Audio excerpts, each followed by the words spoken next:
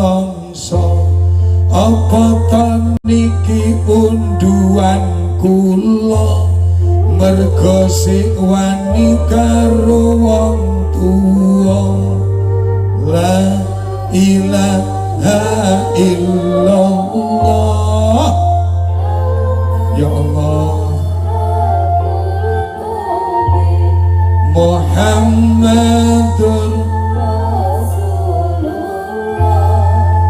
Shadiqul wa'dil